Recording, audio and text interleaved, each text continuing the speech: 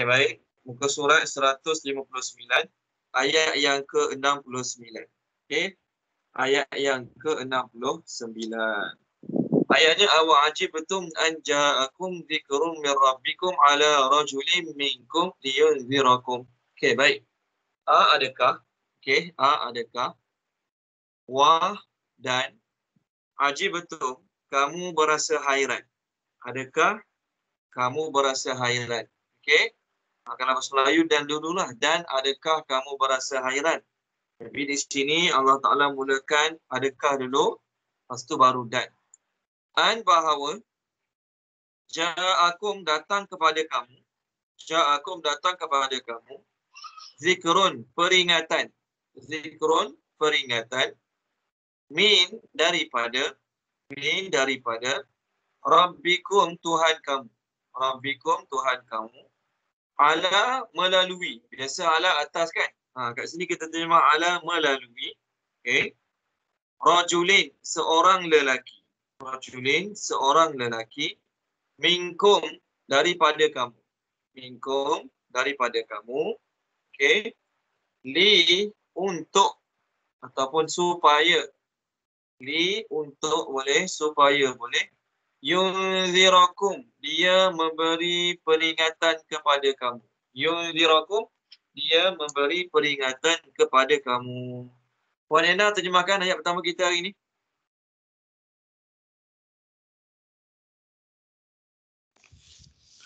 Bismillahirrahmanirrahim. Adakah kamu hairan bahawa telah datang pada kamu peringatan daripada Tuhan kamu melalui seorang lelaki daripada kamu supaya dia memberi peringatan Kepada kamu. kepada kamu. Okey, Puan Ena, buku surat sebelah 158. Buku surat 158.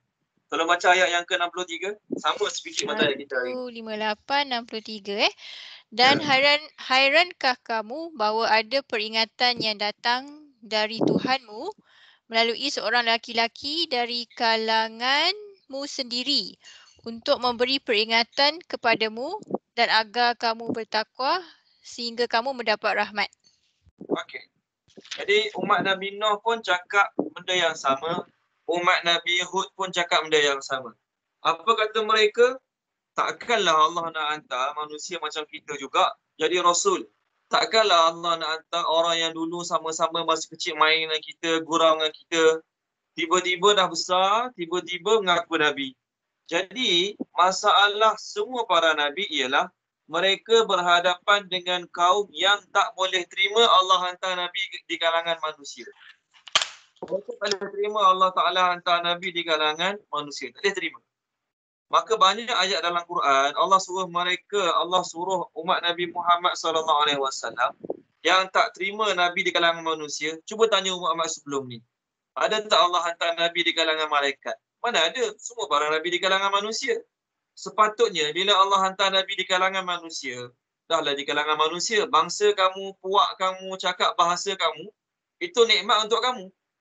Itu suatu nikmat untuk kamu. Kamu tak perlu belajar bahasa lain. Kamu tak perlu masuk kelas bahasa lain kerana kamu boleh terus memahami bahasa Nabi tersebut dan kitab yang diturunkan bersama Nabi tersebut. Seterusnya, wah dan uzkuru, ingatlah kamu. Uzkuru, ingatlah kamu. Okey, zakara ingat, uzkuru ingatlah kamu. Is ketika, ja'alakum, dia telah menjadikan kamu. Ja'alakum, dia telah menjadikan kamu. Dia tu Allah, kamu tu kaum Nabi Hud, kaum Ad. Khulafa'a khalifah. Khulafa'a khalifah. Okey. Apa makna khalifah? Pengganti. Okey. Apa makna khalifah? Pengganti. Okey. Min daripada ba'di sesudah. Okey. Qaumi kaum Nuh. Okey, sesudah kaum Nuh. Wa dan zadakum, dia telah melebihkan kepada kamu. Okey. Zadakum, dia telah melebihkan kepada kamu. Fi, dalam ataupun pada, terjemah fi dalam ataupun pada, al-khalqi tubuh badan. Al-khalqi itu kejadian. Al-khalqi itu kejadian, maksudnya pada tubuh badan. Al-khalqi tubuh badan. Bastah keluasan. Bastah keluasan. Okey. Apa makna keluasan kat sini? Allah buat tubuh badan mereka lagi besar banding orang lain. Faham ke? Uzkuru ingatlah kamu. Uzkuru ingatlah kamu. Ala'a nikmat-nikmat. Ala'a nikmat-nikmat. Perkataan ala'a ni kat mana biasa jumpa? Dalam surah Ar-Rahman. Fabi'ayyi ala'i rabbikuma tukadziban. Ala'a ni. Jadi perkataan ala'a ni biasa jumpa dalam surah Ar-Rahman, samalah. Ala'a ni adalah plural jamak kepada perkataan ilyun.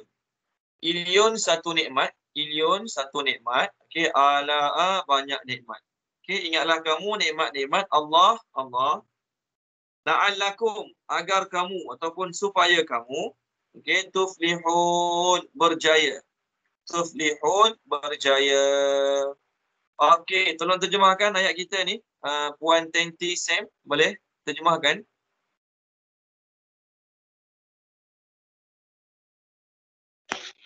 Bismillahirrahmanirrahim. Dan ingatlah kamu ketika dia telah jadikan kamu pengganti-pengganti daripada sesudah kaum Nuh, dan dia tambahkan kalian dalam tubuh badan keluasan. Maka ingatlah kamu nikmat-nikmat Allah agar kamu berjaya. Okey, baik. Terima kasih Puan. Itu terjemah dia. Allah Subhanahu Wa Taala bila sesuatu kaum kufur pada Allah, tidak mensyukuri Allah Subhanahu Wa Taala, maka apa Allah Taala akan cakap? Allah Taala suruh mereka kenang nikmat. Allah suruh mereka ingat balik nikmat-nikmat Allah yang Allah Ta'ala telah bagi pada mereka. Allah suruh mereka ingat balik kelebihan-kelebihan yang Allah Ta'ala bagi pada mereka. Jadi dalam bab nikmat ni ada 3 tuntutan nikmat. Ada 3 tuntutan nikmat. Apa 3 tuntutan? Pertama, kena bersyukur. Okey? Dalam ayat Quran surah Baqarah Allah kata, "Fadhkuruni adhkurkum washkuruli wala takfur." Ingatlah pada aku akan ingat kamu. Washkuruli wala takfur. Jangan kamu syukur. Jadi tuntutan Allah terhadap nikmat pertama kena bersyukur. Yang kedua, uzkuru. Apa tema uzkuru? Remember. Kenangkan balik. Cuba ingat balik. Cuba kenangkan balik. Jadi, ayat-ayat macam ni nak ajar kita bahawasanya tidak salah sekiranya kita mengungkit-ungkit nikmat pada anak-anak murid kita. Kita mengungkit-ungkit nikmat kepada anak-anak kita untuk buat mereka jadi orang lebih bersyukur, lebih menghargai. Bukan apa, ada orang dia baca ayat Quran dalam surah Baqarah. Okey, terjemah dia kalau kita ngungkit-ngungkit batal pahala. Puan Yusriza, boleh tak buka muka surat 44, Puan Yusriza? Ya. Page 44, ayat bawah sekali. Ayat 264. Ya, betul. Bismillahirrahmanirrahim. Wahai orang yang beriman, janganlah kamu menghilangkan pahala sedekahmu dengan menyebut-nyebutnya dan menyakiti perasaan si penerima. Seperti orang yang menafkahkan hartanya kerana riak kepada manusia dan dia tidak beriman kepada Allah dan hari kemudian. Maka perumpamaan orang itu seperti batu licin yang di atasnya ada tanah. Kemudian batu itu ditimpa hujan lebat, jadilah ia bersih. Mereka tidak menguasai sesuatu pun dari apa yang mereka usahakan dan Allah tidak memberi petunjuk kepada orang yang kafir. Okey, baik. Dalam ayat ni Allah pesan pada kita semua, jangan kita ungkit pemberian kita telah bagi. Sebab kalau kita ungkit pemberian yang kita telah bagi, maka Allah Ta'ala kata batal sedekah. Kita dah bagi sesuatu ke orang, kita ungkit balik. Batal sedekah. Jadi ada setengah anak-anak tu dia pandai. Dia hafal ayat ini. Bila mak dia ungkit kat dia, mak dia dah bayar yuran punya banyak, mak dia dah beli baju sekolah punya banyak, tapi dia malas belajar juga. Dia pun cakap pada mak dia, mak, Allah tak bagi ungkit ayat, Allah tak bagi ungkit tahu pemberian-pemberian ni. Nanti kalau mak ungkit-ungkit balik, sia-sia pahala mak. Batal habis pahala mak. Mak dia pun diam, tak boleh jawab. Ayat ni beritahu tak boleh ungkit semata-mata untuk menyakitkan, semata-mata untuk menunjuk-nunjuk, semata-mata untuk memalukan si penerima depan orang lain. Tu tak boleh. Adapun mengungkit-ungkit nikmat kepada anak kita, kepada adik-beradik kita, kepada anak murid kita, kita mengungkit nikmat untuk buat mereka jadi orang bersyukur, tak jadi masalah. Anak kita malas belajar, anak kita malas nak belajar sungguh-sungguh, kita pun ungkit nikmat. Ayah banyak mana habis duit untuk kamu, bayar yuran pengajian, bayar yuran tuition, beli buku tu, beli laptop, beli macam-macam untuk kamu. Tapi kamu tak boleh ke mensyukurinya dengan belajar sungguh-sungguh? Benda tu tidak jadi masalah kerana tujuan ungkit untuk buat mereka jadi orang lebih bersyukur. Benda tu tak jadi masalah. Yang dalam ayat 264 ni, ungkit untuk tunjuk kat orang, aku banyak berjasa kepada orang, untuk memalukan si penerima, untuk jatuhkan aib dia, untuk terkenal, tu tak dibenarkan. Ayat Quran, banyak ayat Quran sebelum Allah suruh buat sesuatu, Allah suruh kenangkan nikmat dulu.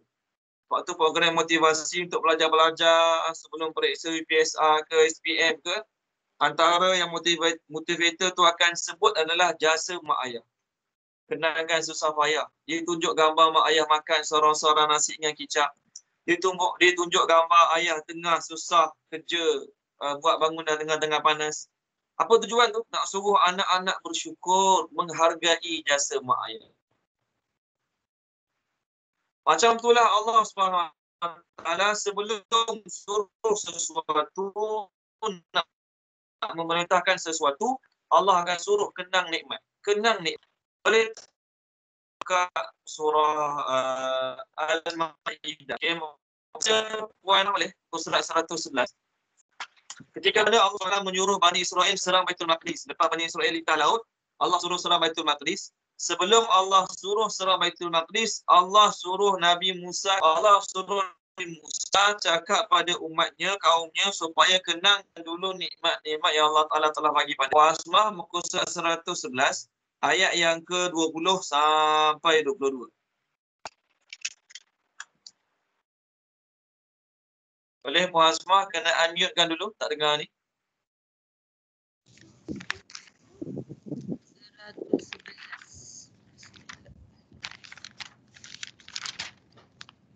Bismillahirrahmanirrahim.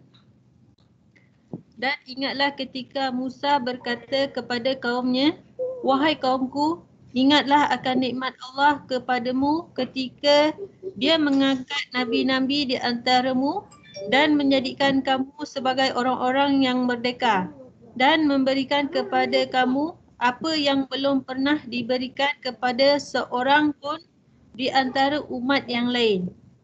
Wahai kaumku, masuklah ke tanah suci, yakni Palestin, yang telah ditentukan Allah bagimu, dan janganlah kamu berbalik ke belakang, yakni kerana takut kepada musuh. Nanti kamu menjadi orang yang rugi.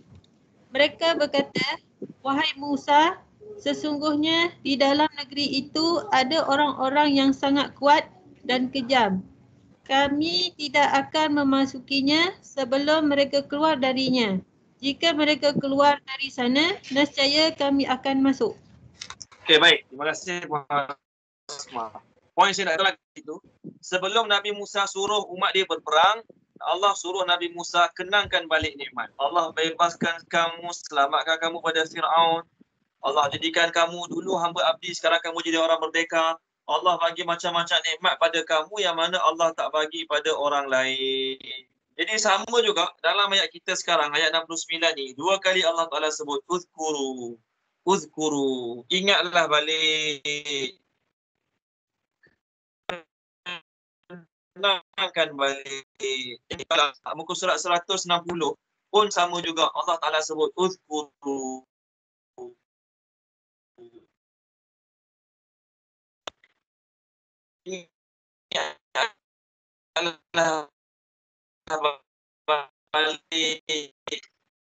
Kenanglah balik. Jadi ada nikmat Tuhanmu, ceritakanlah. Cerita tu niat tujuan dia untuk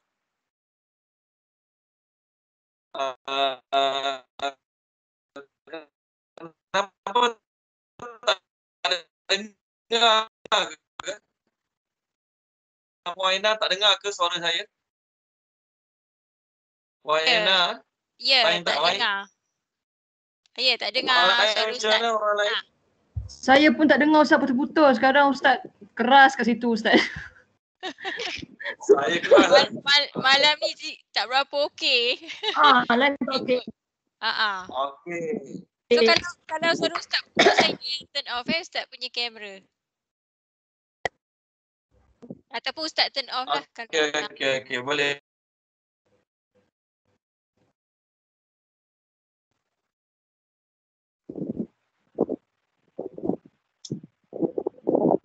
Okey, baik.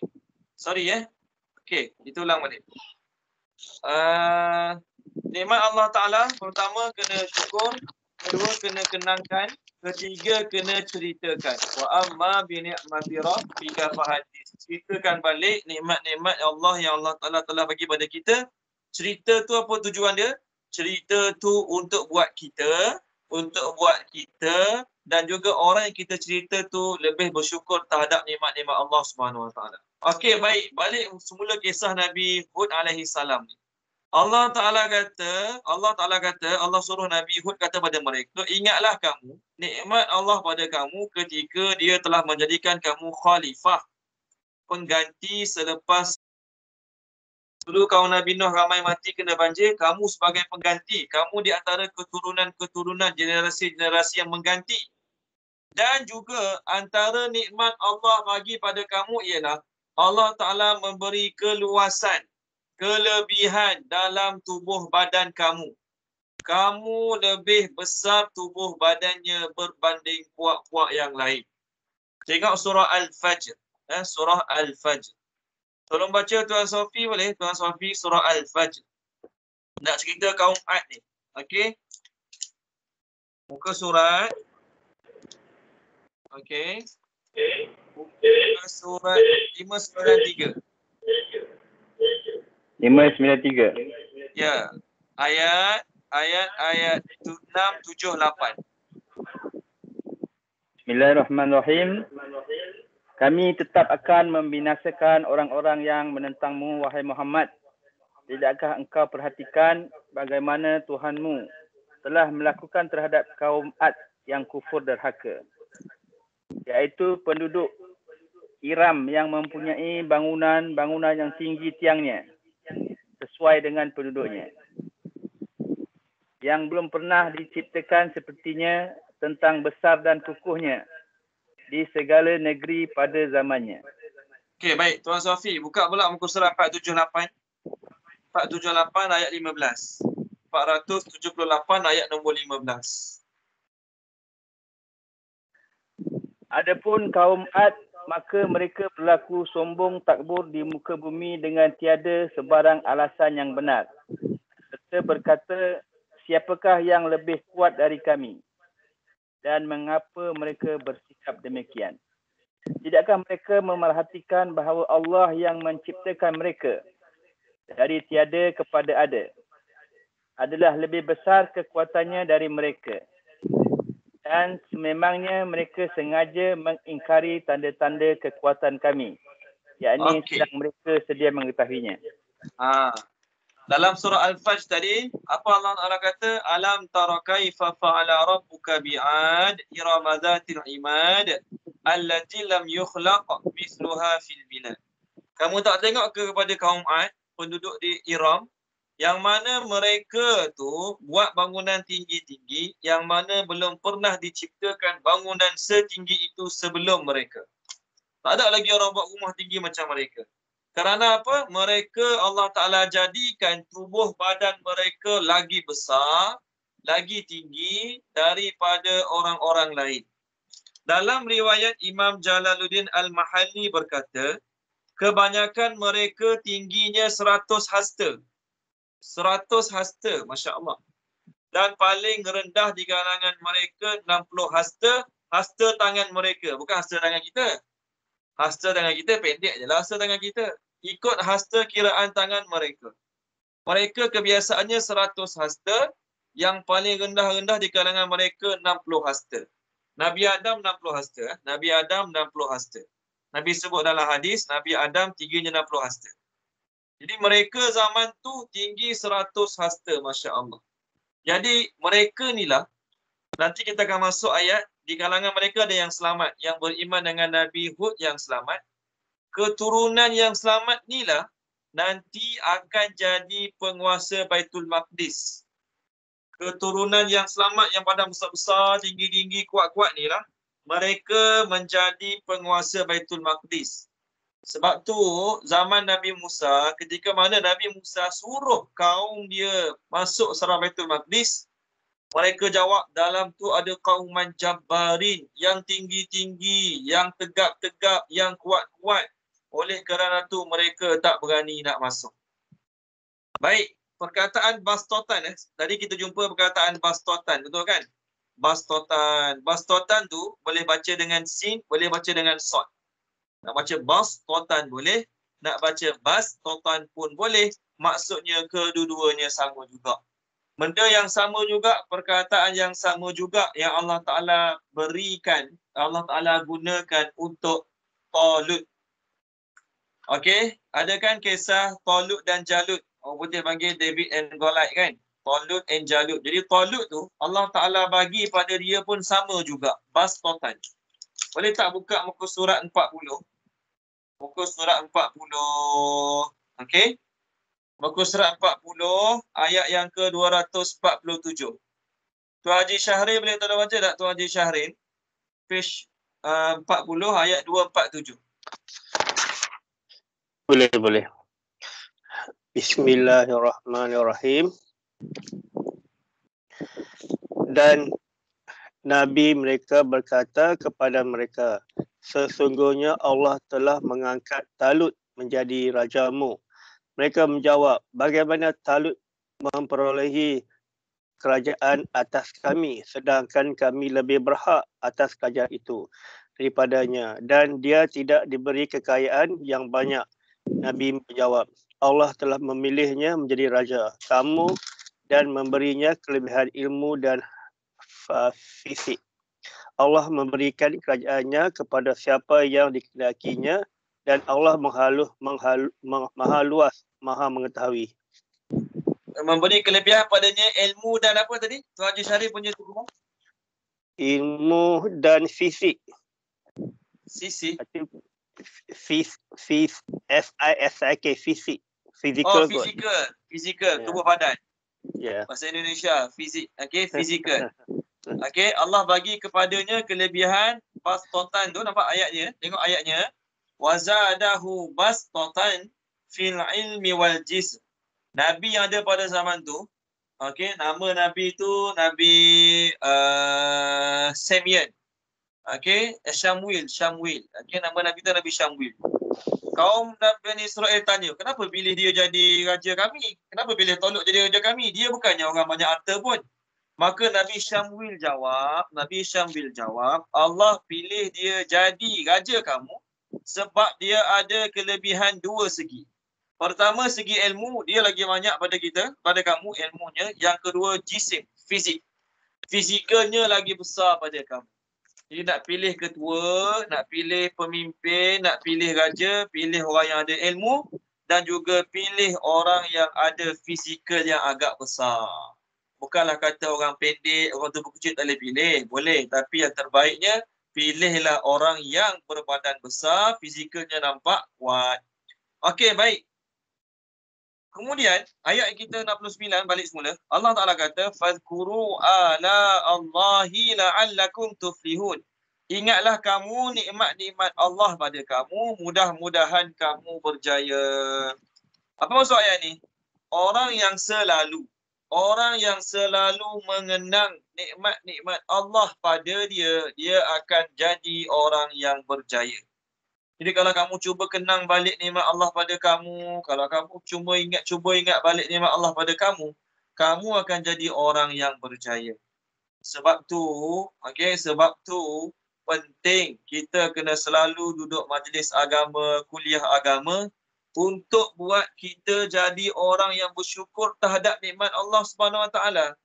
Sifat manusia itu insan. Perkataan insan berasal pada perkataan nisyan. Nisyan tu lupa. Bila dia tengok apa yang ada pada orang lain dan tak ada pada diri dia, maka dia rasa banyak benda dia tak dapat. Bila dia tengok apa yang ada pada orang lain, orang tu ada kereta sekian, rumah sekian, pergi cuti sekian-sekian, aku tak ada pun kereta macam tu. Tak pernah pun pergi cuti sana sini macam dia. Maka dia akan rasa dia serba kekurangan, tak ada macam-macam benda. Maka orang macam ni, bila dia join kelas-kelas agama, kuliah-kuliah agama, apa yang akan disampaikan kepada dia? Nikmat Allah pada kita banyak. Nikmat Allah pada kita banyak sebenarnya. Kita je tak nampak. Sebab apa? Oleh kerana dah biasa. Oleh kerana dah selalu memilikinya. Orang Melayu kata alah bisa tegal biasa. Okey? Jadi tak rasa benda tu nikmat. Sedangkan Allah Ta'ala kata, nikmat Allah ni kalau kamu nak kira, nak hitung, tak boleh kira pun. Kalau buka page 269, Puan Norazilah, boleh tak? Page 269. Surah An-Nahl, ayat yang ke-18. Puan Norazilah boleh? Unmute-kan? Boleh Ustaz. Surah apa? Ayat surat 69, 269. 269, ayat 269, ayat 18. Ayat 18. Ayat 18. Auzubillahiminasyaitanirrajim. Dan jika kamu menghitung nikmat Allah, nescaya kamu tidak akan mampu menghitungnya. Sesungguhnya Allah benar-benar Maha Pengampun lagi Maha Penyayang. Okey, baik. Puan Norazilah buka page 272 pula, ayat 53. 272 ayat 53. 72 ayat 53. Okey. Dan segala nikmat yang ada padamu datangnya daripada Allah. Kemudian apabila kamu ditimpa kesengsaraan, maka kepadanya lah kamu meminta pertolongan. Okey. Ingat dua ayat ni Allah Ta'ala kata, pertama, kalau kamu nak kira satu persatu, nak hitung dengan terperinci nikmat Allah pada kamu, nescaya kamu tak akan dapat nak kiranya. Tak boleh nak kira. Okey, yang kita kira besar-besar boleh lah. Allah bagi hidup, bagi nyawa, bagi rumah, kereta. Tu yang besar-besar. Yang kecil-kecil tu, nikmat mata, nikmat tangan, nikmat dapat melihat, nikmat dapat mendengar. Pepatah Arab ada sebut apa? An-ni'matu idza fuqidat urifat. Sesuatu nikmat tu bila dah tak ada barulah disedari ianya nikmat. Masa ada tangan tak rasa tangan nikmat. Allah Taala buat tercabut tangan, patah tangan, barulah tahu betapa nikmatnya tangan. Masa ada suara tak rasa suara tu nikmat. Allah Taala buat sakit. Peti suara rosak ke, kena kanser suara pula. Tak tahulah apa dia. Tak boleh bercakap. Masa tu barulah rasa yang suara tu nikmat. An-ni'matu idza fuqidat urifat. Sesuatu nikmat bila dah tak ada barulah disedari ianya nikmat. Banyak nikmat. Allah sebut dalam surah Az-Zariyat, wa fi anfusikum afala tubsirun. Pada diri kamu sendiri kamu tak tengok ke? Pada tubuh badan kita saja pun dah beribu-ribu nikmat Allah Ta'ala bagi pada kita. Kita je tak perasan, kita je tak sedar. Baik, itu satu. Yang kedua, ayat 53 yang dibaca tadi oleh Puan Norazilah tadi. Allah Ta'ala kata, wa ma bikum min ni'matin faminallah. Apa saja yang ada pada kamu, daripada apa-apa nikmat pun, semuanya daripada Allah. Walaupun yang bagi bos, walaupun yang bagi mak ayah, walaupun yang bagi kita tu perniagaan kita kata hasil titik peluh saya sendiri. Hasil usaha saya sendiri. Ya, tak salah cakap macam tu. Tapi hakikat sebenarnya, semua nikmat-nikmat tu Allah yang bagi. Semua nikmat-nikmat tu Allah yang bagi. Jadi, manusia ni dia ada sifat menghargai. Okey, contohnya, Contohnya, okey. Contohnya ada seorang hamba Allah, ni sekadar contoh, nak cerita pasal nikmat ni. Seorang hamba Allah pernah sponsor saya pergi umrah, contoh. Seorang hamba Allah pernah sponsor saya pergi umrah, RM7,000 contoh. Jadi saya ni, bila dia sponsor saya pergi umrah, saya rasa dia sangat banyak berjasa pada saya. Saya merasakan dia sangat banyak berjasa pada saya. Satu hari saya nak balik kampung, hari Sabtu, saya ingat nak balik kampung lah. Balik kampung, balik Kuantan hari Sabtu, nak ziarah keluarga kat kampung, contoh. Dah siap-siap packing bag pagi Sabtu tu, tiba-tiba dia call. Ustaz, boleh tak minta datang rumah malam ni? Kita buat doa selamat untuk arwah nenek saya, dia kata, contoh. Baru meninggal semalam. Boleh tak Ustaz minta datang rumah malam ni, kita nak buat tahlil arwah ni. Jadi saya masa tu, ikutkan nak balik kampung. Dah siap-siap nak balik kampung. Tapi kerana memikirkan orang ni dia ajak aku buat tahlil rumah dia. Dan pula dia ni bukannya sahabat biasa-biasa. Bukan sahabat sekadar baik. Tapi sahabat yang Masya Allah pernah sponsor saya pergi umrah. RM7,000. Jadi saya oleh kerana terhutang budi dengan dia, termakan budi dengan dia, orang Kelantan panggil malu Allah. Cancel lah balik kampung atau balik kampung Rehat lah, tak jadi pada hari Sabtu. Sebab nak pergi tahlil, dia suruh buat rumah dia malam ni tahlil. Nampak? Contoh. Kita, kalau kawan kita baik dengan kita, kalau kita tak pergi, dia jemput kawan kita tu selalu bagi hadiah kat kita, banyak tolong kita. Tiba-tiba dia buat kenduri kahwin, anak dia kahwin, kita tak datang, kita rasa bersalah sangat. Sebab apa? Sebab dia banyak tolong kita, tiba-tiba kenduri anak dia kahwin, kita tak boleh datang. Kita rasa bersalah sangat. Di perasaan tu datang sebab apa? Perasaan tu datang sebab kita ada rasa dia banyak jasa pada kita. Betul kan? Tapi malang dan sangat malangnya perasaan tu tak ada pada Allah. Okey, macam saya tadilah. Saya rasa dia buat baik besar sangat pada saya tau. Sebab dia telah sponsor saya pergi umrah, RM7,000. Mana ada orang nak bagi saya RM7,000 macam tu saja, mana ada. Kerja kumpul duit 5-6 bulan pun belum tentu dapat kumpul RM7,000. Jadi dia bagi saya RM7,000 untuk pergi umrah. Dia ni telah berjasa banyak pada saya. Perasaan tu, sikap tu bagus tak? Bagus. Menghargai, kenal jasa orang. Bagus. Tapi yang tak bagusnya, pada orang je kita buat. Pada Allah SWT, Allah Ta'ala banyak mana nikmat bagi pada saya? 7,000? 70,000? 700,000? 7,000 dia bagi saya tadi dapat pergi umrah. Berapa hari? 12 hari. Dapat pergi umrah, dapat amal ibadat 12 hari.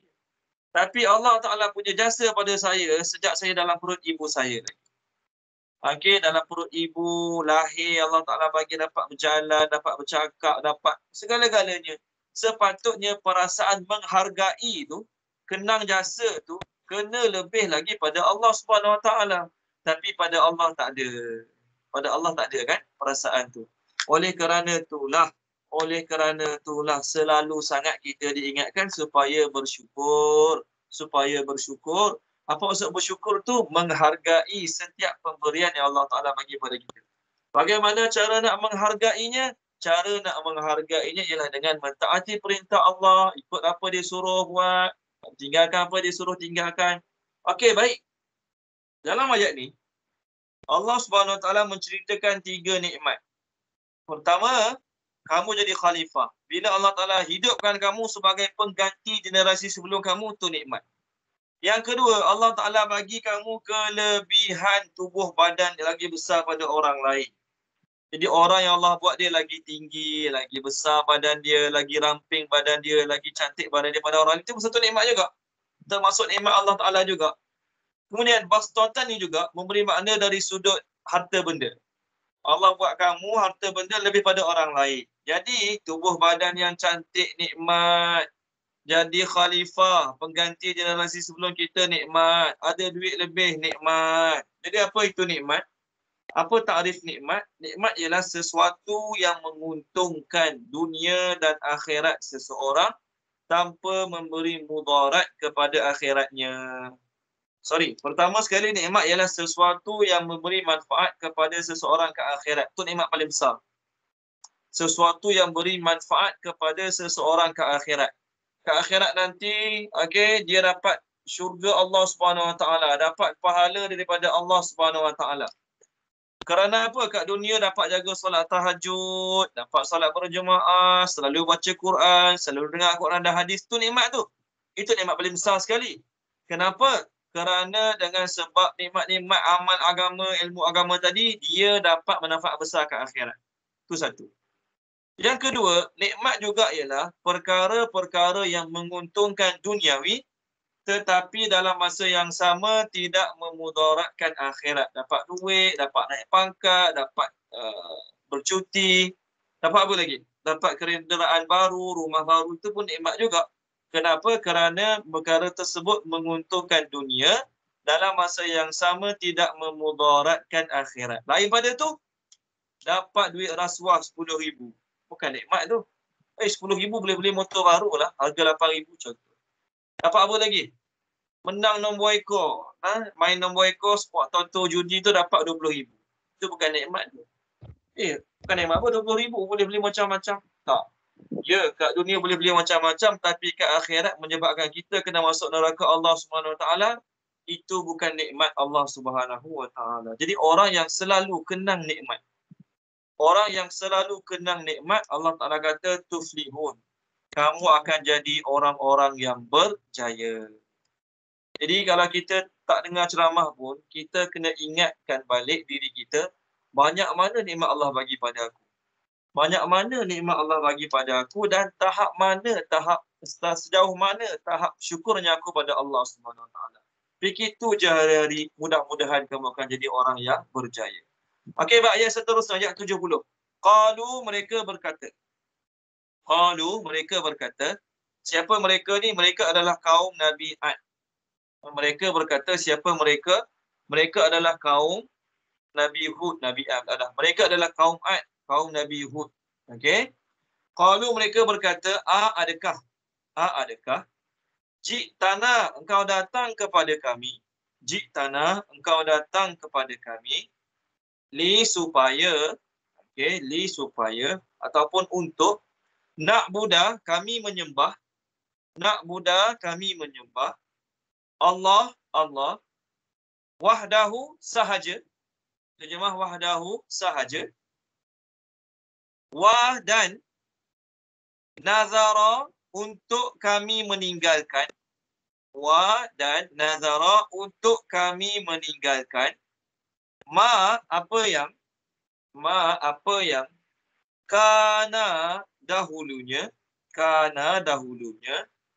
Okey. Ya'budu, disembah. Abauna, oleh nenek moyang kami. Fa maka i'tina, datangkanlah kepada kami.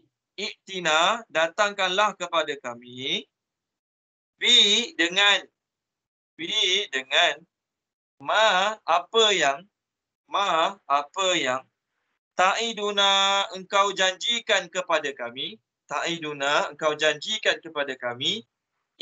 Jika kunta adalah engkau min daripada as-sadiqin, orang-orang yang benar. Puan Zanaria ada? Tak? Ada Ustaz. Ada. Tolong baca. Ada Ustaz. Okey, tolong baca. Okey, bismillahirrahmanirrahim.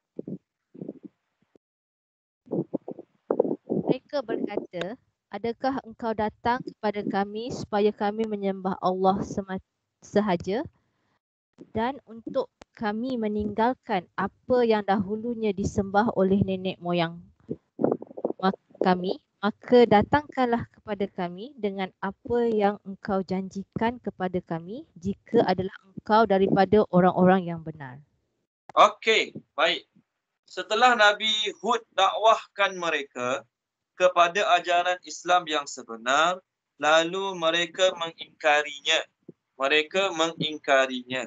Tuhan mereka yang kelima ada 3. Samud, Somdan dan juga Habban.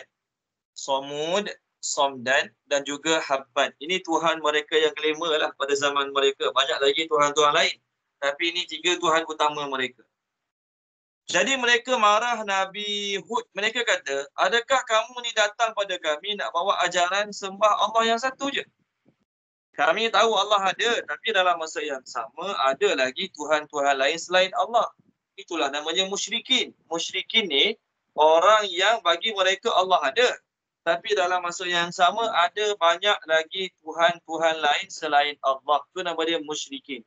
Orang yang langsung tak percaya Tuhan dipanggil mustasyrikin. Mustasyrikin.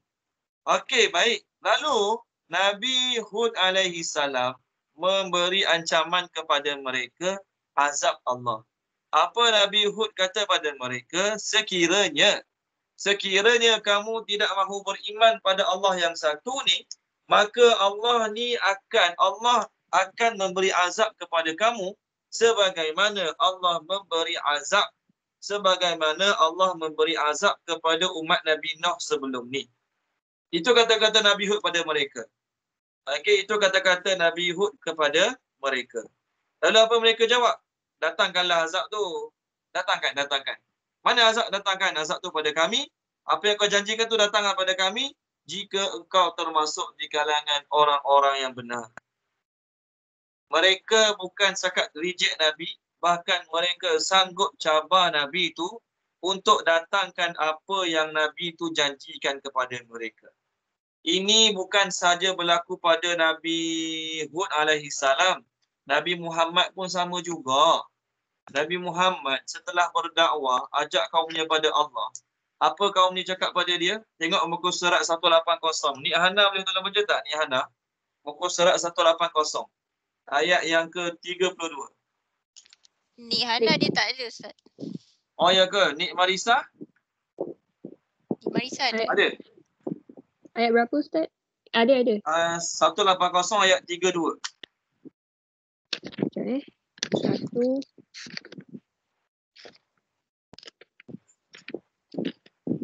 180 ayat 32. Ya, 32. Betul?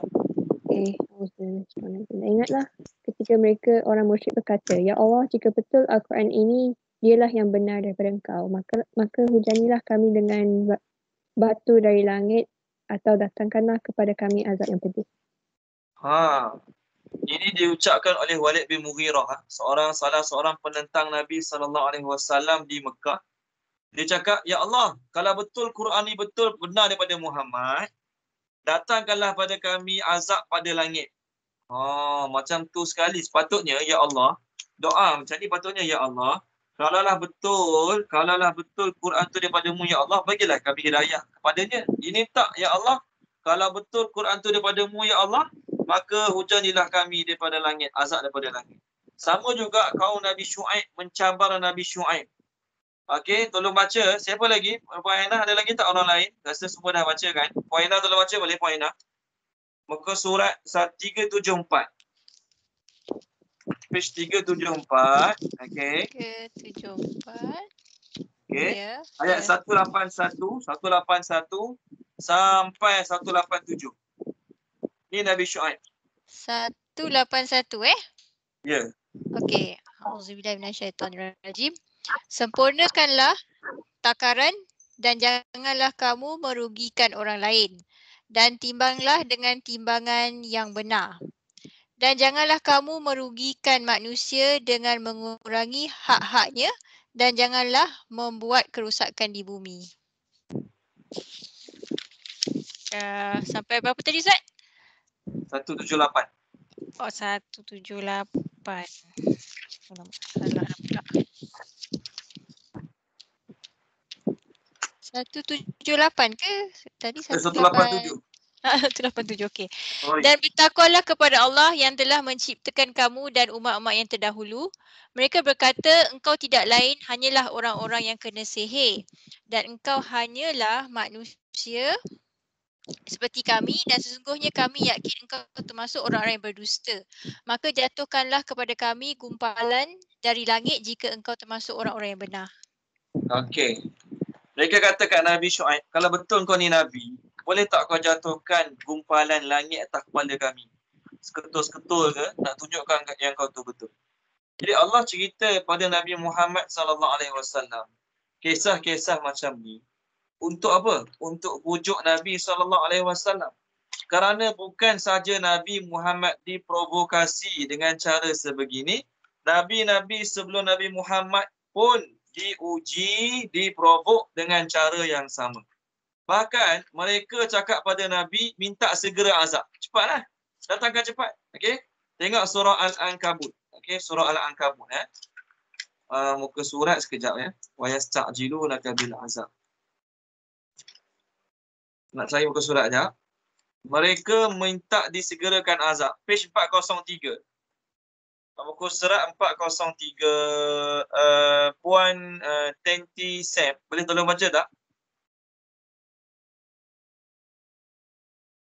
Puan Tenti Sam. Sekejap Ustaz 403.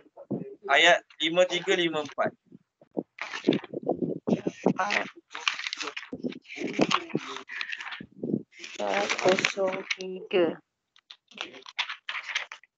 403 ayat 5354. Ya, betul. Bismillahirrahmanirrahim. Dan mereka meminta kepadamu agar segera diturunkan azab.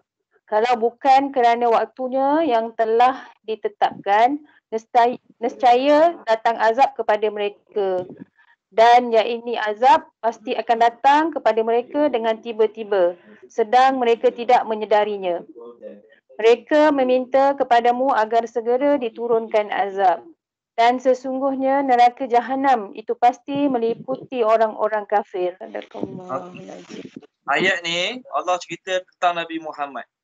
Allah katakan Nabi Muhammad, mereka tu selalu minta kamu supaya segerakan azab. Mana azabnya? Mana azabnya? Dalam surah Yasin ada, dalam surah Al-Mu ada, wa yaquluna mata hadzal wa'du in kuntum shadiqin. Mereka selalu berkata, mana janji? Kamu janji kalau tak beriman kena azab, kena bencana, kena musibah. Mana? Tak kena pun. Maka Allah nak pujuk Nabi dalam surah Al-A'raf kita sekarang ni, wahai Muhammad, bukan kau seorang je kena provokasi macam tu. Nabi-Nabi sebelum kau pun kena juga. Salah satunya ni, Nabi Hud pun kena juga. Okey, baik. Sebentar ya. 5 minit. 5 minit.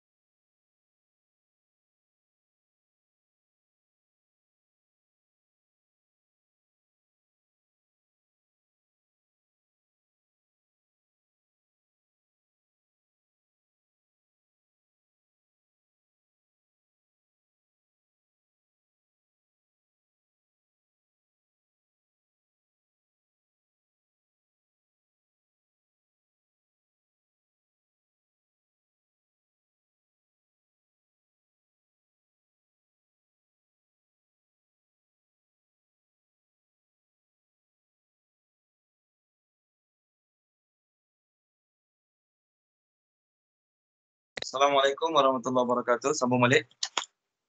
Okey, baik. Ayat yang ke-159 Ayat yang ke-159. Okey. Qala, dia telah berkata, ini jawapan Nabi Hud alaihi salam terhadap kaumnya. Qala, dia telah berkata, dia tu Nabi Hud. Qad sesungguhnya, okey. Waqa'a, pasti berlaku. Waqa'a, pasti berlaku. Okey, terjadi, semua boleh. Alaikum, ke atas kamu. Alaikum, ke atas kamu. Min, daripada. Rabbikum, Tuhan kamu. Rabbikum, Tuhan kamu. Okey. Rijsun, balasan. Rijsun, balasan. Okey, rijsun terjemah dia balasan. Wa dan ghadabun, kemurkaan. Ghadabun, kemurkaan. Okey, betul terjemah rad. Ghadabun ni dia keluar daripada perkataan ghadabun ni, keluarlah perkataan ghairil maghdubi alaihim, kan? Al maghdubi alaihim sama perkataan dia. Okey, Puan Yusriza boleh terjemah tak, Puan Yusriza? Ayat kita sekarang ayat 71. Boleh. Terjemahkan. Bismillahirrahmanirrahim. Dia berkata, sesungguhnya sudah pasti kamu akan ditimpa azab dan kemarahan daripada Tuhanmu. Apakah kamu sekalian? Itu belum lagi. Apakah itu belum lagi? Okey, baik. Okay. Jadi Nabi Hud alaihi salam jawab kepada kata-kata mereka tadi. Apa mereka kata? Datangkan pada kami azab yang kamu janji tu. Kalau kamu orang yang benar, datangkan pada kami azab yang kamu janji tu. Maka Nabi Hud alaihi salam kata, sesungguhnya Allah Ta'ala telah wahyukan kepada aku, memang confirm akan berlaku ke atas kamu azab dan juga balasan dan juga kemurkaan daripada Tuhan kamu.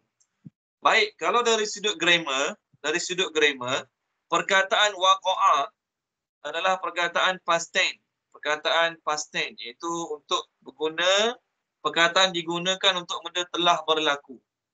Tetapi di sini azab masih belum berlaku. Azab untuk mereka masih belum berlaku.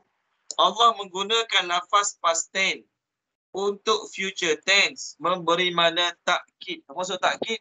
Penekanan, menekankan yang mana azab tu betul-betul akan berlaku. Azab tu pasti akan berlaku. Dalam bahasa Inggeris, dalam grammar dia panggil future perfect. Okey, gunakan lafaz past tense untuk benda akan datang. Contoh could have been, would have been, might have been. Itu semua lafaz past tense. Tapi digunakan untuk benda akan datang. Untuk menunjukkan benda tu confirm akan berlaku. Sama juga, waqa'a ni past tense. Tapi Nabi Hud sebut waqa'a untuk benda akan datang, menunjukkan benda tu confirm akan berlaku. Baik, waqa'a ni, daripada perkataan waqa'a ni juga keluarlah perkataan waqi'ah. Kita semua tahu kan surah Al-Waqi'ah. Apa terjemah Al-Waqi'ah? Al-Waqi'ah adalah hari kiamat. Kenapa hari kiamat digunakan perkataan waqi'ah?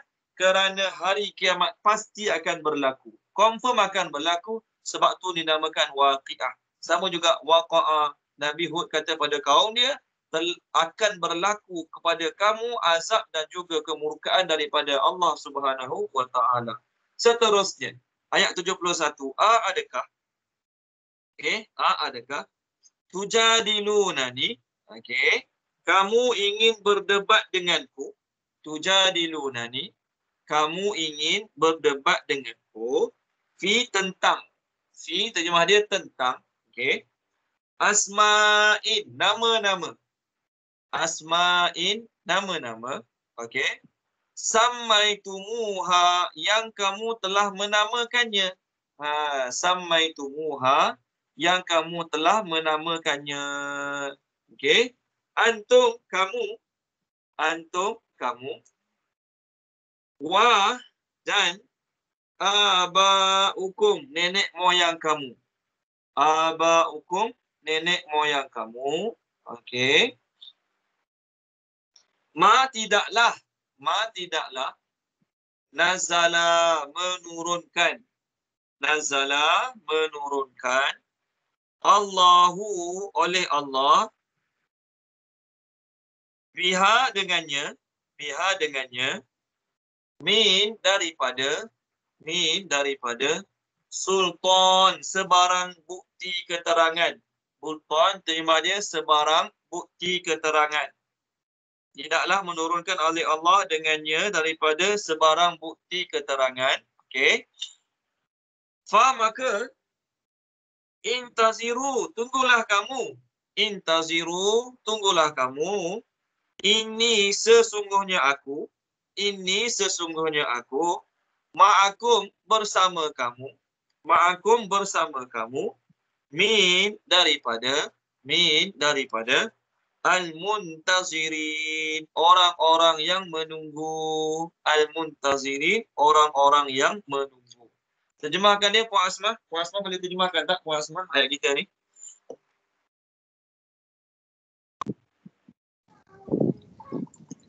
Bismillahirrahmanirrahim. Adakah kamu ingin berdebat dengan kamu nama-nama yang kamu telah menamakannya dan nenek moyang kamu tidaklah menurunkan oleh Allah dengannya daripada sebarang bukti keterangan, maka tunggulah kamu, sesungguhnya aku bersama kamu daripada orang-orang yang menunggu. Okey, baik. Nama Tuhan mereka Samud, Samad dan juga Habba. Okey, Samud dan juga Habba. Itu nama 3 Tuhan utama mereka. Banyak lagi lah Tuhan mereka berhala-berhala tu. Tapi itu 3 Tuhan utama mereka. Jadi, bila mana bila mana Nabi Hud alaihi salam mengatakan kepada mereka Tuhan kamu semua tak betul. Mereka yang berkeyakinan Tuhan mereka betul mengatakan pada Nabi Hud, nanti Tuhan kami akan menimpakan bala dan sial pada kamu. Kamu tak percaya Tuhan kami, wahai Hud, nanti Tuhan kami itu akan timpakan bala dan sial pada kamu. Maka Nabi Hud kata, kamu nak berdebat dengan aku ke? Tentang Tuhan-Tuhan kamu yang kamu sendiri bagi nama. Tuhan kamu anggap sebagai Tuhan tu, kamu yang sendiri bagi nama. Allah tak pernah pun bagi nama kepada berhala-berhala kamu. Nama tu kalau tanya dapat mana-mana sumber tu? Nenek moyang kami bagi. Tok kami bagi. Moyang kami bagi. Allah tak pernah turunkan bukti, hujah, keterangan pun yang menunjukkan Tuhan tu betul daripada Allah Ta'ala. Sama juga Tuhan-Tuhan orang Quraisy. Tengok surah An-Najm. Latta, Uzza, Manat, Hubal. Banyak lagi lah berhala-berhala kat Mekah. Lebih kurang 360 biji berhala kat Mekah. Biji ke buah ke tak kisah. Dan semua nama-nama tu mana Allah Ta'ala pernah turunkan. Nama-nama tu mereka sendiri. Tengok surah An-Najm. Juzuk yang ke-27. Tolong baca terjemahan dia. Tuan Saufi tolong baca boleh Tuan Saufi. Surah An-Najm. Okey. Juzuk yang ke-27. 3 nama-nama berhala yang orang kafir bagi pada berhala-berhalanya. Surat 526. 526. Ayat berapa Ustaz? Okey, ayat daripada 19, 20, kemudian terus sikit 23. 19, 20, 23. Bismillahirrahmanirrahim. Setelah kamu, wahai kaum musyrik Makkah, mendengar keterangan yang membuktikan kekuasaan dan keagungan Allah, maka adakah kamu nampak bahawa Al-Lat dan Al-Uzza serta Manat yang ketiga yang bertaraf rendah lagi hina itu layak disembah dan dianggap sebagai anak-anak perempuan Allah? Ataukah kamu membahagi untuk diri kamu sendiri anak lelaki yang kamu sukai dan untuk Allah anak perempuan yang kamu benci?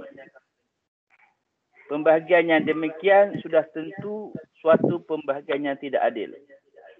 Benda-benda yang kamu sembah itu tidak lain hanyalah nama-nama yang kamu dan datuk nenek kamu menamakannya. Allah tidak sekali-kali menurunkan sebarang bukti yang membenarkannya. Mereka yang berbuat demikian tidak menurut melainkan sangkaan-sangkaan dan apa yang diingini oleh hawa nafsunya. Padahal demi sesungguhnya telah datang kepada mereka petunjuk dari Tuhan mereka. Okey. 3 berhala utama yang Allah sebut dalam ayat ni, Latta, Uzza dan Manat. Al-Lat, Latta ataupun Al-Uzza dan juga Al-Manat. Tiga-tiga nama berhala ni pun Allah suruh Nabi cakap benda yang sama. Dan Allah suruh Nabi Muhammad cakap benda yang sama. Kamu dan nenek moyang kamu menamakannya. Kamu bukan ikut dengan penuh keyakinan. Kita, apa yang Allah sampaikan dalam Quran, kita yakin betul daripada Allah, benar daripada Allah. Mereka, apa yang mereka sembah tu, Tuhan-Tuhan mereka bagi nama tu, mereka hanya ikut assumption. Sangkaan. Rasa-rasa betul, boleh jadi betul. Kenapa Sebab nenek moyang kami dah lama sembah, kira betul lah. Mereka, walaupun mereka nama tu nenek moyang mereka bagi, mereka nama tu nenek moyang mereka bagi, mereka benar-benar yakin satu masa nanti berhala-berhala tu yang mereka sembah tu akan memberi mudarat kepada orang yang cela kutuk berhala. Okey, orang yang kata berhala tak boleh beri mudarat, tak boleh beri manfaat, mereka cakap nanti berhala-berhala tu akan memberi musibah, menimpakan musibah pada mereka. Sebagaimana Nabi Ibrahim alaihi salam. Tengok Nabi Ibrahim ketika mana dia berdebat dengan kaum dia kata nantilah berhala-berhala ni bagi musibah pada kamu. Tolong baca terjemah dia Tuan Haji Syahril, boleh? Tuan Haji Muhammad Syahril, boleh? Ya, Muka boleh, surat boleh. 137 ayat 80-81.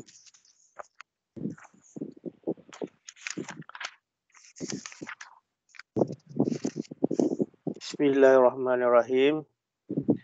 Dan kaumnya membantahnya. Dia Ibrahim berkata, apakah kamu hendak membantahku tentang Allah, padahal dia benar-benar telah memberi petunjuk kepadaku. Aku tidak takut kepada malapetaka dari apa yang kamu mempersekutukan dengan Allah, kecuali Tuhanku mengkehendaki sesuatu. Ilmu Tuhanku meliputi segala sesuatu. Tidakkah kamu dapat mengambil pelajaran?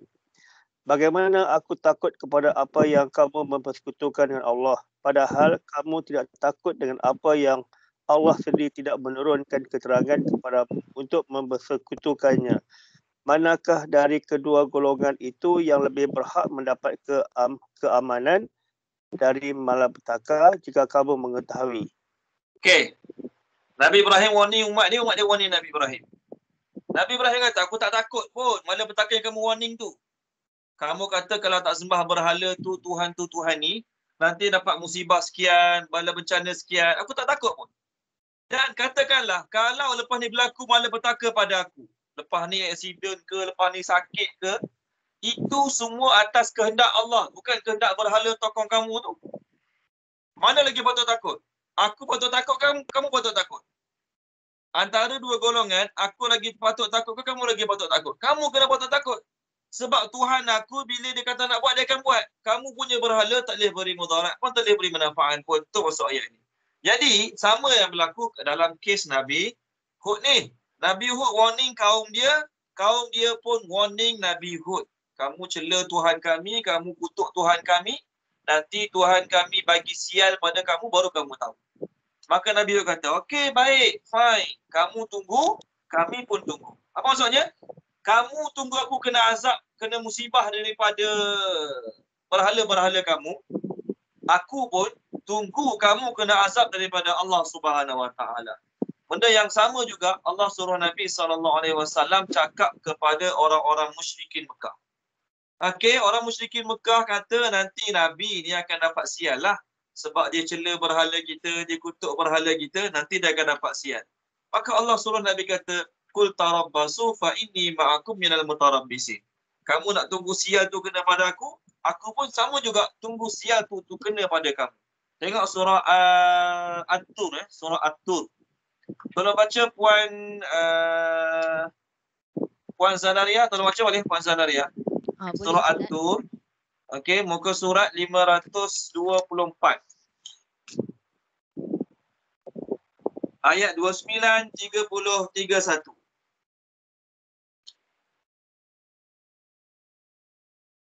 Bismillah 30-31 surah At-Tur. Bismillahirrahmanirrahim. Maka berilah peringatan dengan nikmat Tuhanmu. Kamu bukanlah seorang pawang dan bukan pula seorang gila. Bahkan mereka mengatakan Muhammad itu seorang penyair yang kami tunggu saat kebinasaannya. Terus? Katakanlah, tunggulah kamu, maka sesungguhnya aku juga dari orang yang menunggu bersama kamu. Okey. Orang musyrikin bukan kata Muhammad tu dia tukar syair je tu.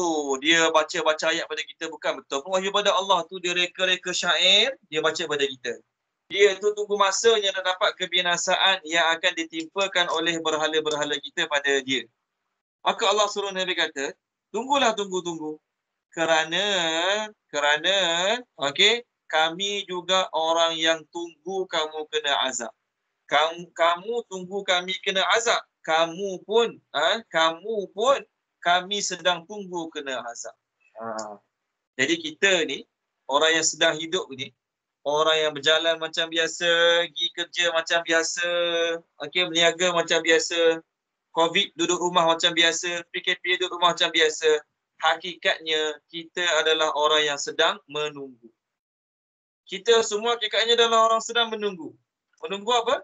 Pertama, menunggu azab-azab yang Allah Ta'ala telah janjikan kepada orang musyrikin. Okey, kita baca ayat-ayat ni tak nampak lagi azab-azab Allah bagi sekarang kan? Kita sedang tunggu.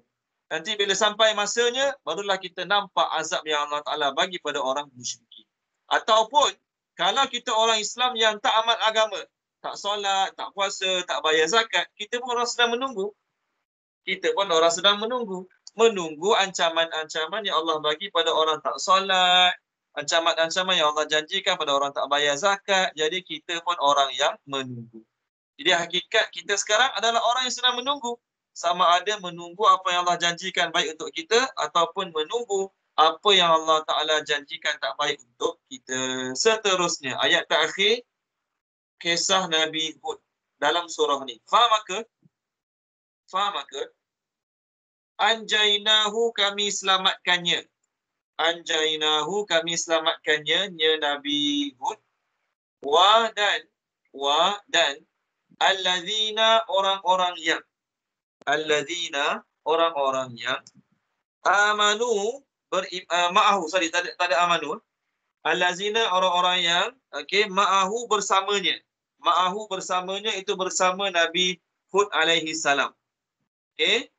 Bi dengan rahmat minna, daripada kami,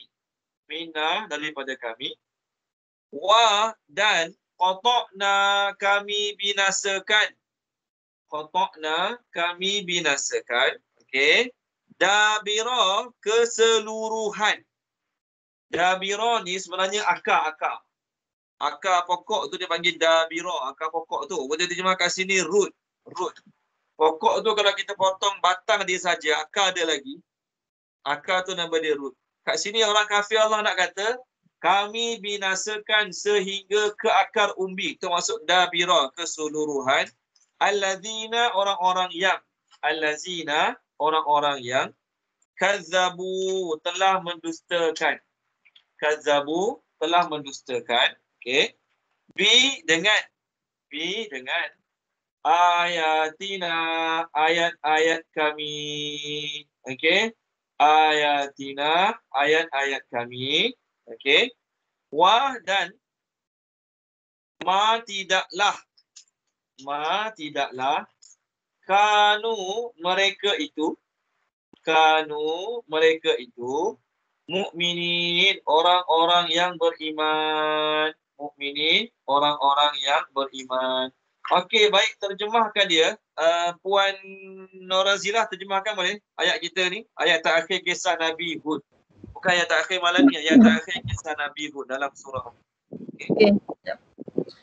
Maka kami selamatkannya dan orang-orang yang bersamanya dengan rahmat daripada kami, dan kami binasakan keseluruhan orang-orang yang telah mendustakan dengan ayat-ayat kami, dan tidaklah mereka itu orang-orang yang beriman. Okey. Penutup surah ni, Allah Ta'ala tak cerita detail dalam surah ni bagaimana Allah Ta'ala azab mereka. Allah Ta'ala hanya cakap dalam surah ni, pendek je kisah Nabi Hud dalam surah ni. Oleh kerana dalam Quran daripada awal surah Al-Baqarah sampai page ni, ini kali pertama Allah cerita sikit tentang Nabi Hud. Ini kali pertama sejak daripada awal Baqarah, Fatihah, Baqarah. Ini kali pertama Allah cerita tentang Nabi Hud. Dia ceritanya tak panjang mana sangat. Allah Ta'ala binasakan umat Nabi Hud, kaum Ad dengan angin yang sangat kencang di musim sejuk. Angin yang sangat kencang di musim sejuk. Okey, tolong baca. Nik Marisa tolong baca surah apa ya? Surah Fussilat. Surah Fussilat. Okey. Tadi Tuan Sofi dah baca ayat atas dia. Ni minta baca bawah dia pula. Boleh tak Nik Marisa tolong buka surah Fussilat muka surat 478. 478. Okey. Okey, ayat 17 ayat 16 ayat 16. Tadi Tuan Sofi baca 15, baca ayat 16. Okay. Maka kami tiupkan angin yang sangat kencang kepada mereka dalam beberapa hari yang nahas malam. Kerana kami ingin agar mereka itu merasakan siksaan yang menghinakan dalam kehidupan di dunia. Sedangkan azab akhirat pasti lebih menghinakan dan mereka tidak diberi pertolongan.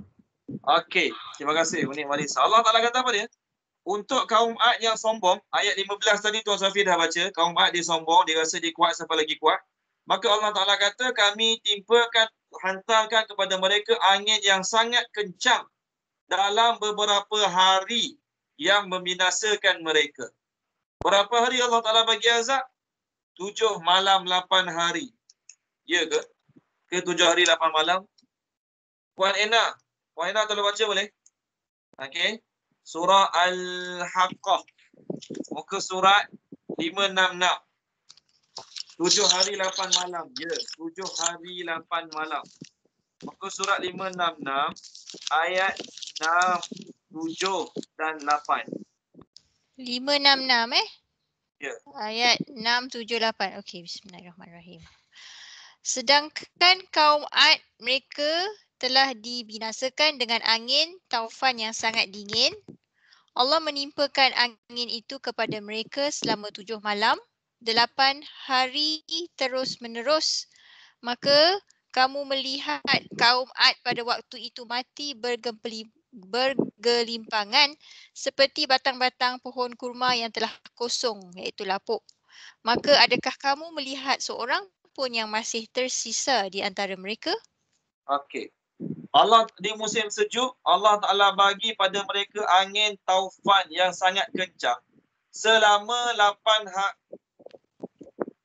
malam 8 hari. 8 hari 7 malam berturut-turut. Dalam kitab-kitab tafsir mengatakan Allah Ta'ala menerbangkan setiap seorang di kalangan mereka di udara lalu menghumpankannya ke tanah dengan kepalanya kena dulu. Setiap seorang tu, jadi apa perasaan mereka? Allah Ta'ala boleh dia bagi azab sekelip mata. Allah Ta'ala boleh dia bagi mereka azab sekelip mata, tapi Allah nak suruh mereka rasa tu. Nak suruh kan, tadi cabar sangat Nabi Hud, mana azab. Ni rasakan. Allah Ta'ala buat mereka rasa azab tu selama 8 hari 7 malam. Azab tu macam mana? Allah Ta'ala lambung mereka. Mereka rasa mereka kuat, badan mereka besar, tinggi, rumah mereka pun tinggi. Jadi mereka rasa mereka takkan kena azab macam kaum Nabi Nuh lah. Umat Nabi Nuh dulu kena banjir kan. Mereka ambil pengajaran daripada banjir, apa mereka buat? Buat rumah tinggi-tinggi. Dalam surah Al-Fajr tadi kita dah lalu, sahabat kita baca, allati lam yukhlaq mithluha fil bilad. Yang mana belum pernah dibuat rumah setinggi macam tu. Jadi mereka buat rumah tinggi-tinggi supaya kalau banjir, kita tak kena. Dia tak tahu azab Allah Ta'ala ni banyak. Maka Allah Ta'ala hantar angin di musim sejuk yang sangat kencang pada mereka sehingga menerbangkan mereka.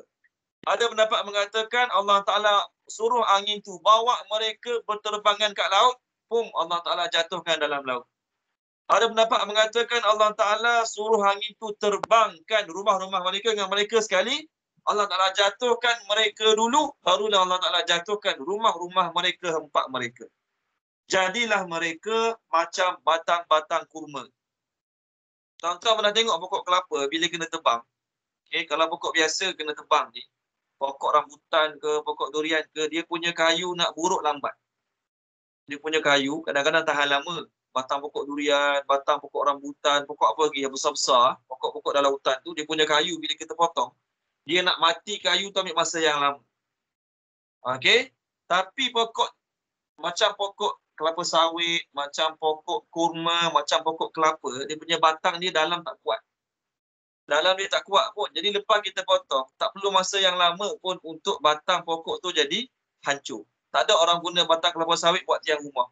Tak ada orang guna batang kelapa, pokok nyong untuk buat tiang rumah. Kerana batang dia tak kuat. Macam itulah juga Allah Ta'ala bagi mereka mati. Allah Ta'ala buat mereka ni mati sikit-sikit. Mati sikit-sikit, okay, untuk bagi mereka rasa azab. Sama juga dalam surah Al-Anbiya, Allah Ta'ala bagi mereka mati sebagaimana pokok yang dituai, buah yang dituai. Contoh mudah, kita ambil padi daripada batang dia, ataupun kita ambil gandum daripada batang dia. Daun padi tu, daun gandum tu, bila kita patahkan daripada batang asal dia, dia bukannya terus buruk. Dia ambil masa nak buruk. Dia ambil masa nak buruk. Kita patahkan pokok bunga raya daun dia. Betul kan? Bunga raya, patahkan daun dia. Adakah kita patahkan, lepas 2 jam tu hitam daun tu? Tak. Dia mula layu, lembek, esok baru jadi hitam mati. Macam itulah Allah buat pada kaum-kaum yang cabar Allah Subhanahu Wa Taala. Tengok surah Al-Anbiya. Surah Al-Anbiya. Tolong baca terjemah dia. Puan Zanaria, boleh Puan Zanaria kalau baca surah Al-Anbiya. Page 323. Boleh Ustaz. Ayat 11, 12, 13 sampai 15. 323 Ustaz ya.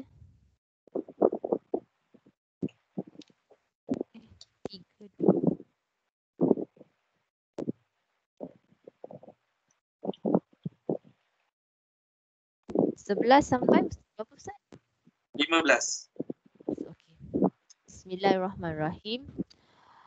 Dan berapa banyak kami telah binasakan penduduk negeri yang berlaku zalim, dan kami jadikan sesudah mereka kaum yang lain.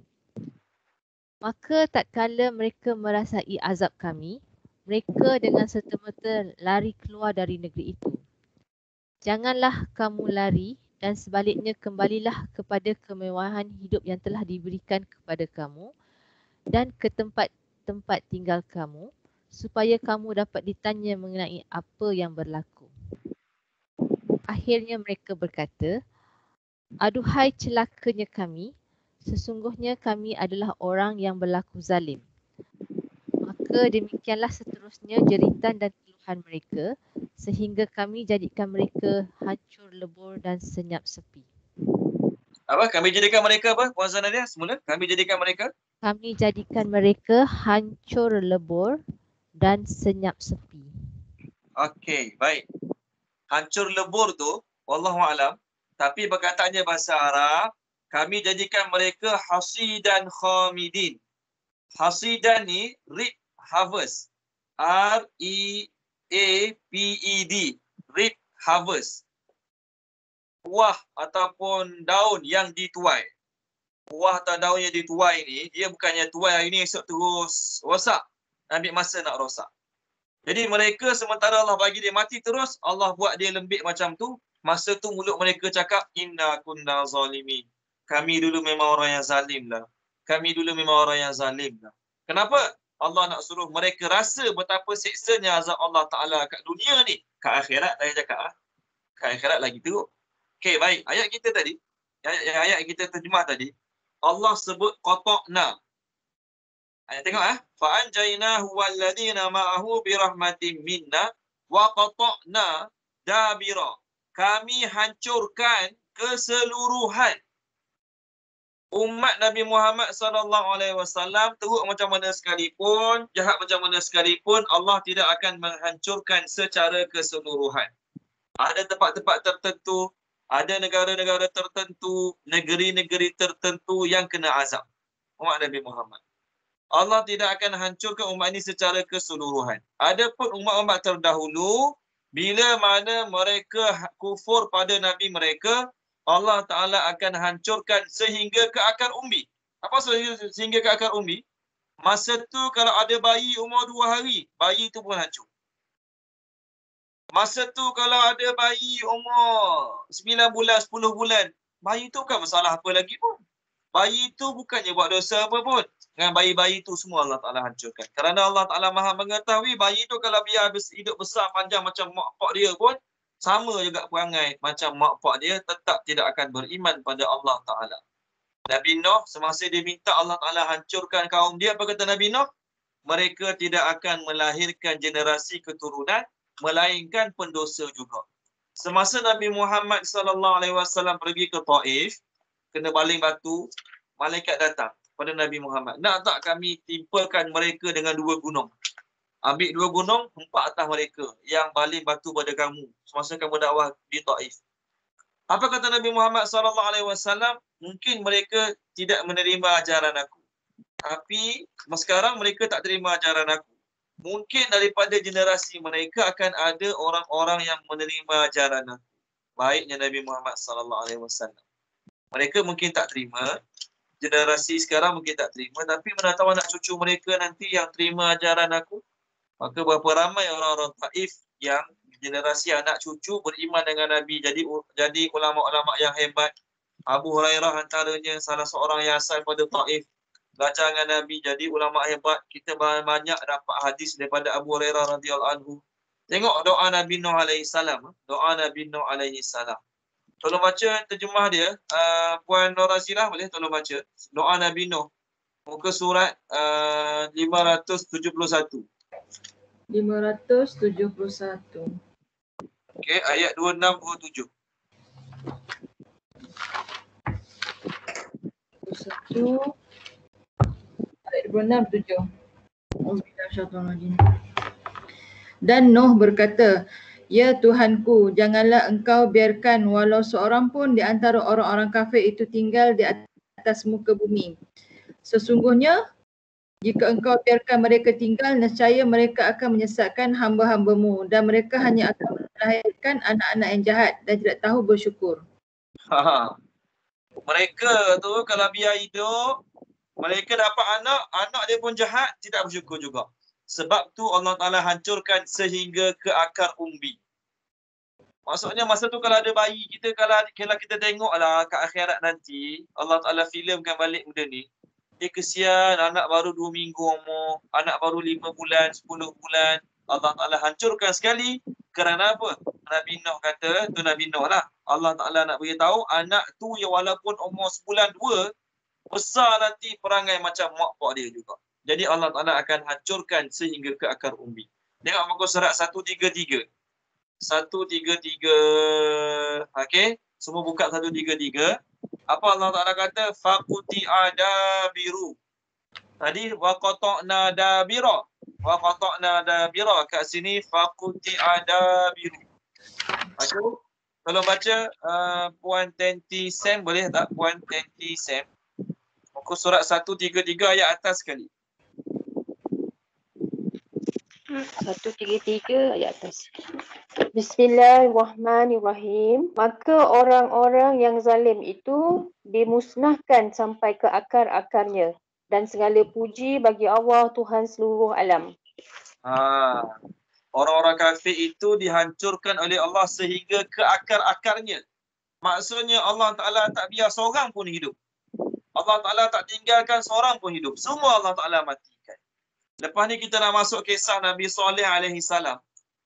Masa Allah Ta'ala hancurkan kaum Nabi Saleh, ada salah seorang kaum Nabi Saleh masa tu, dia duduk kat Mekah. Okey, Madain Saleh jauh sikit pada Mekah. Masa tu dia tinggal kat Mekah. Masa kaum dia kena azab, dia pun orang yang kufur dengan Nabi Saleh pula. Hari Allah nak azab kaum Nabi Saleh tu, dia tinggal kat Mekah. Tapi janji Allah akan hancurkan sehingga ke akar umbi, tak tinggal seorang pun. Lepas dia keluar aja daripada tanah haram, batu besar datang, empat mati dia. Nampak? Maksudnya bila Allah nak hancurkan sehingga ke akar umbi, masa tu dia duduk luar negeri, luar negara, jauh pada kampung halaman.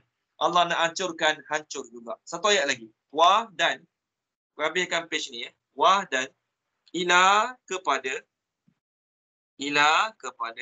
okey, Samud, kaum Samud. Okey, Samud kepada kaum Samud. Akhahum, kami dalam braket tulis kami mengutuskan.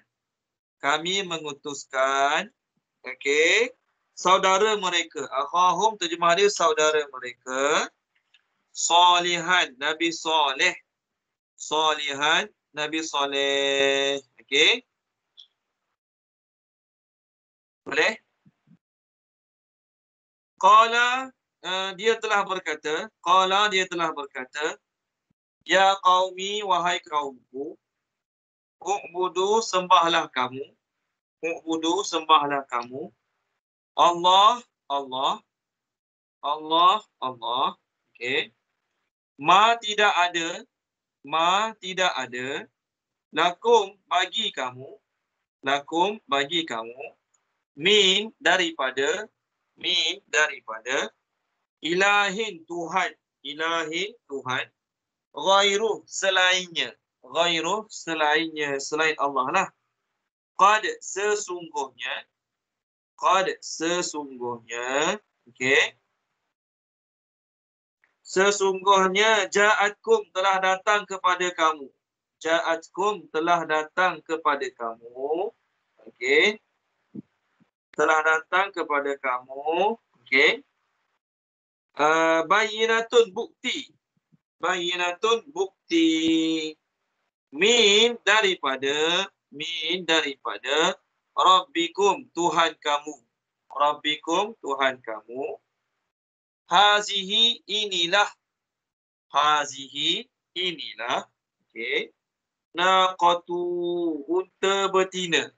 Naqah, unta betina. Unta banyak bahasa Arab. Jamal pun unta, naqah pun unta, ibil pun unta. Naqah, unta betina. Allah, daripada Allah. Okey.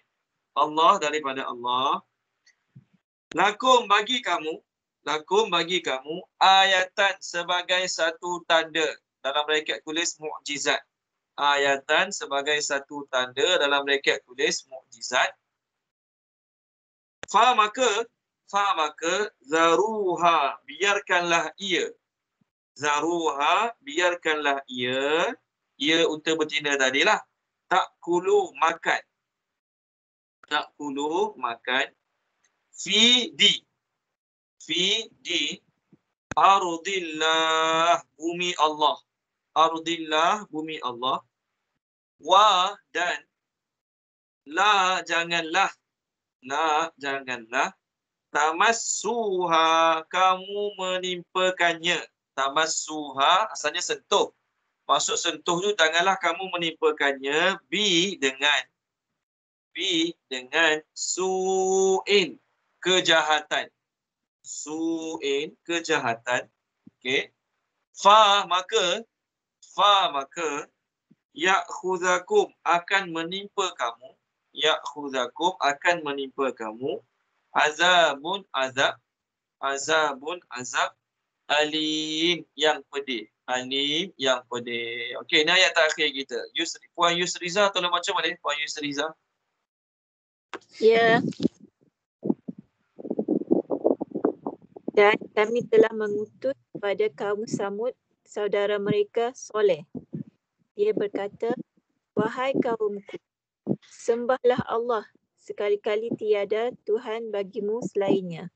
Sesungguhnya telah datang bukti yang nyata kepadamu daripada Tuhanmu, unta betina ini menjadi tanda bagimu.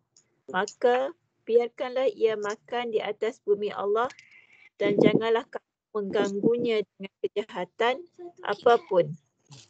Kamu akan ditimpa siksaan yang pedih. Okey, baik. Allah Ta'ala setelah menceritakan kaum Ad, iaitu kaum Nabi Hud, Allah Ta'ala menceritakan pula tentang Nabi Saleh. Tempoh antara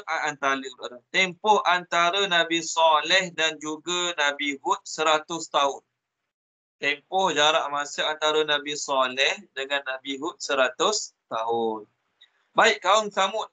Samud ni nama orang juga. Okey, daripada nama orang dijadikan nama kabilah, nama kaum. Samud tu adalah cucu cicit kepada Nabi Nuh. Nama dia Samud bin Abir. Samud bin Abir bin Sam bin Nuh. Samud bin Abir bin Sam bin Nuh. Nama cicit Nabi Nuh alaihissalam Samud. Daripada nama Samud tu mereka jadikan generasi dia sebagai nama kaum.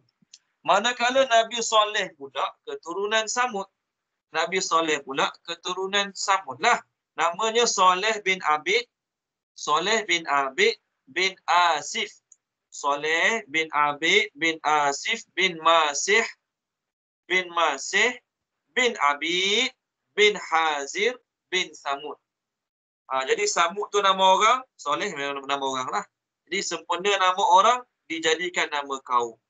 Sebab tu Allah Ta'ala kata, kami hantar kepada kaum Samud saudara mereka sendiri. Maksud saudara mereka ialah orang yang sebangsa, sekaum, sepuak dengan mereka. Nabi Soleh.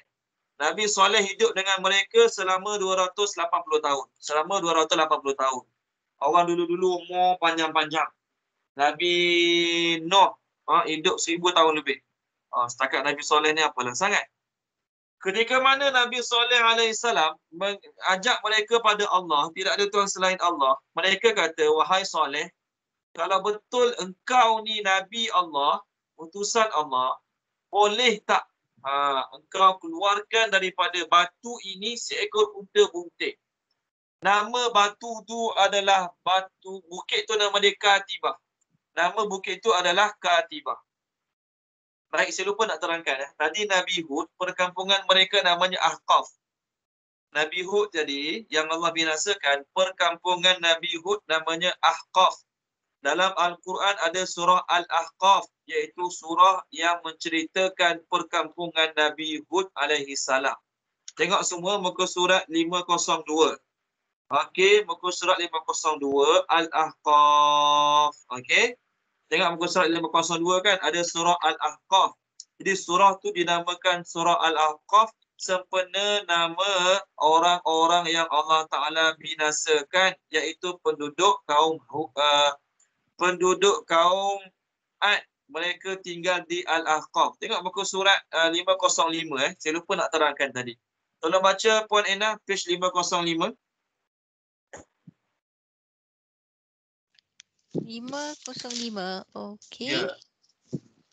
Nombor.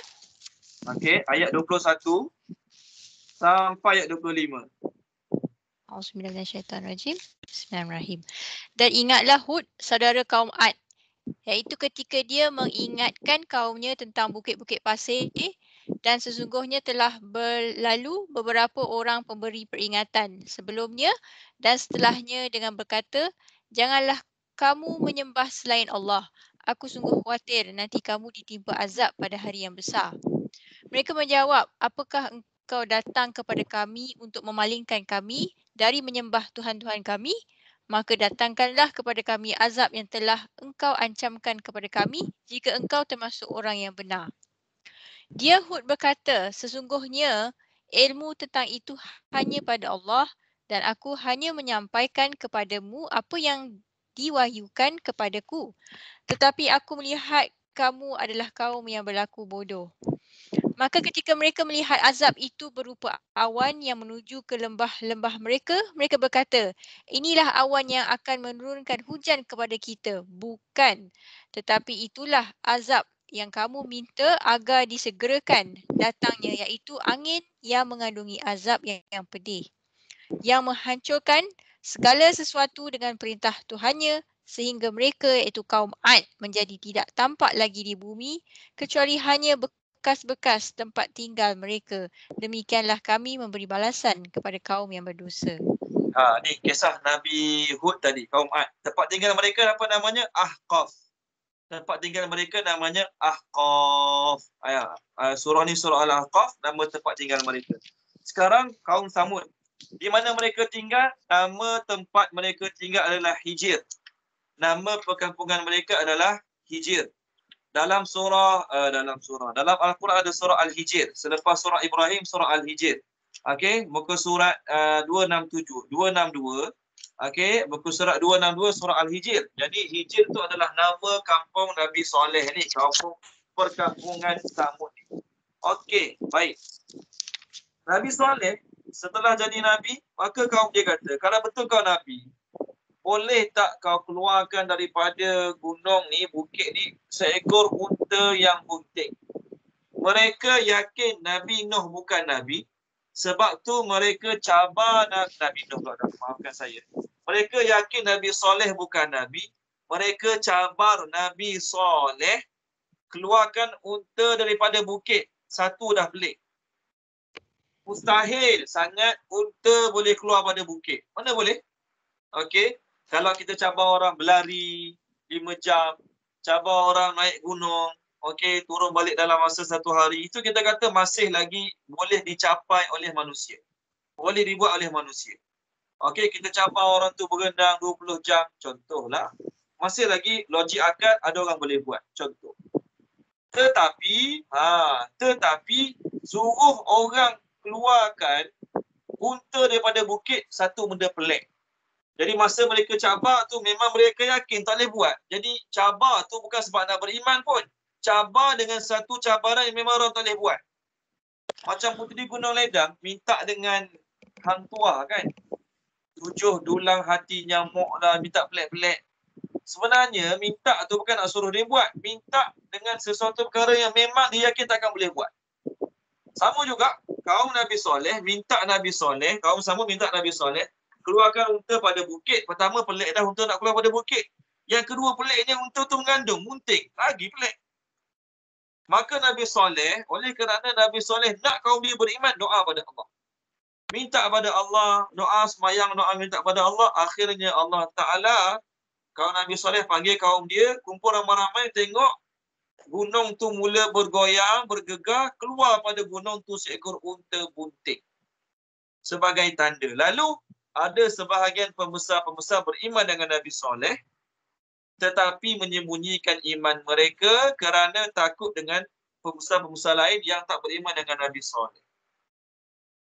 Akhirnya unta tu keluar, maka lepas minta unta, Nabi Soleh kata, nak sangat mukjizat, Allah bagi pada kamu mukjizat. Sekarang, kamu punya sumber anak air. Mereka, orang duduk pada pasir ni, bukan senang dapat air. Jadi ada kawasan-kawasan yang ada air, ada kawasan tak ada air. Lalu apa perintah Nabi Soleh untuk mereka? Oleh kerana kamu nak mukjizat, Allah bagi pada kamu mukjizat ni. Sekarang kamu kena bergili-gili dengan air, dengan unta tu. Hari unta tu minum air dengan anak dia, kamu tak boleh kacau, ganggu kawasan dia minum air tu. Esoknya baru pula kamu punya turn minum air. Gili-gili. Tengok dalam surah Al-Qamar. Dalam surah Al-Qamar Allah cerita. Tolong baca Nik Marisa boleh? Surah Al-Qamar. Okey. Muka surat 530. Ayat 28. Ayat atas sekali. Ada Nik Marisa. Page 530 ayat atas. Muka surat berapa? 530. Okey. Ayat 27 dengan 28. 27, 529. 28, terus atas ni pula.